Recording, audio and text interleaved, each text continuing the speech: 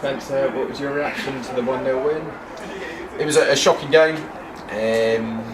We won, and you just move on. I thought first half we were truly awful. They had the better of it in 2 or 3 half chances. I think we had the goal, that was it. I thought we were lacklustre again. We do have a few injuries, knocks and illnesses. Second half was better. I don't think they've had an attempt on goal. We've hit the bar early doors. I thought we reacted to the start of the second half well, but it was a terrible game. Got to apologise to the fans for it. There was very little entertainment value in it, but we won, and it is really, we've got to take it as a cliche. We won playing pretty awful, and we move on. Another goal from Eddie at home as well to win the game. Yeah, look, I suppose we all try and hunt the positives. The results have gone our way as well again today. You know, Nick Cardini's been ill and has got an ankle knock. CJ the same. Dennis was feeling ill at half time. He couldn't carry on. There's an illness around, including myself. We just didn't perform today. I thought first half our work rate wasn't good enough. I think you give a lot of credit to Aylesbury. They made 4 new starts today. They were bright. But I suppose to take the positive, we've had a clean sheet. But you know, we're a lot better than that. And we've just got to move forward. As I said, with the results going our way from other teams, it gives a big gap, and I think a little bit of freshening up is required, and a little bit of focus. I know the players, it's difficult. They look at the league table. You know, we are playing for the playoffs, which are sort of, I think, 9 weeks away, and you know, it's quite difficult sometimes. But it wasn't good enough today. But second half, we'll take the plus. I thought my 2 centre halves and Josh Huggins were outstanding, and I said they didn't have an attempt in the second half, and I think we only had 2 or 3 ourselves. It was just a terrible game, I'm afraid. It was one of those, and we've got to put it behind us, but we got 3 points and a clean sheet, so it's difficult to be too harsh on the lads, and with everything that's happened in the last few days as far as the illness and injury, we can take the positive, but to be honest, it's one of those totally forgettable matches. Got another week now to prepare for the trip to Aylesbury. They won away from home today. What are your thoughts heading into that game? I think it's very similar to the Uxbridge game. They're a side that, if we give them time and encouragement, can really hurt us away from home. We certainly got a very professional performance away at Uxbridge, even though we went a goal behind. It was actually a very good goal.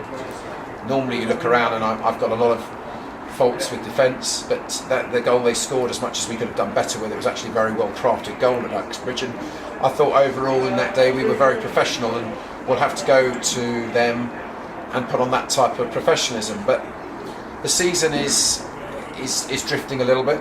I understand why. We need a little bit of freshening up, mentally as well as physically, which is difficult to do. And as I said, I'm disappointed with today, but we'll need to again focus on that away performance, which has been a bit iffy. Our home record, albeit performance today was pretty awful, but our record is excellent, and our away record is inconsistent. You know, but we're second in the league by some large distance. So we'll go there and try and be positive. We might have to look at a few things, and who knows what might change in the next few days before the game, and get on with it. You know, another difficult away game. But if we focus well, we've got every chance. You mentioned you might have to freshen up. Is there a squad update at all? On the outs, Joel Driscoll has we've mutually terminated his contract. I've actually got quite a lot of sympathy for Joel. I'd do exactly the same again with the opportunity that came to us with Joel. He played a lot of games at the start of the season. He's a young man, and he hasn't been able to get back in the team, and he's frustrated. He wants to play, and what he really needs is coaching. He's a young boy with a lot of talent, and we don't have the facility. We don't have goalkeeping coaches on the staff here. We certainly can't afford that. And you know, we wish him a lot of luck. I know he's frustrated and angry, but he's got a lot of attributes, and with some good coaching, we wish him all the best moving forward. So he's moved on. Sam Shaban is on trial in a foreign country with a pro club for a few weeks, which I didn't get any notice of. But you know, we wish him the best with that. He's a young boy, and he's got lofty ambitions. So good luck to him with that. And there may or may not be, you know, 1 or 2 coming in to replace. You know, but we've made very clear where we are budget-wise, and you know, we will do our usual and hook and scrape to try and put money together to hopefully try and freshen. Again, I was pleased with Jordan Gota today. Jamal wasn't available again today, which was disappointing. We were hoping he was going to be available today. So we only had 3 subs today, so it's difficult. And as I said, with Cards flu, and now you've got Dennis with a knock, and Eddie had to come off as well. and CJ and Cards, I think there may have to be a few changes.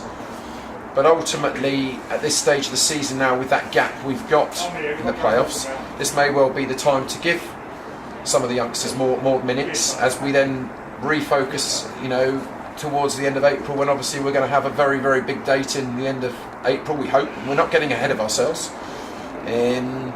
But we're very honest around here. We tell people what it is, and we've got to make sure that we're all ready. Bookings. I mean, some of the bookings today were ridiculous, and I've had a look at that this week. How many? We wouldn't want to get in the playoffs and then have key people missing. So, I should also add that Sam Pearce is signed to the end of the season. I didn't get that out in the last update. We're grateful to Gosport. The deal we did a long time ago with Gosport was part of that deal, and we benefited from the position that's happened at Gosport. So he's here for the rest of the season, and we're delighted. And as you saw today, he was given man of the match, and I thought him and Curtis and Josh Huggins were outstanding. So we'll see what happens in the next few days, as we literally take the cliche one at a time, but keeping an eye perhaps on the bigger picture. Yeah, well done, Steve. Thanks a lot. Cheers, guys.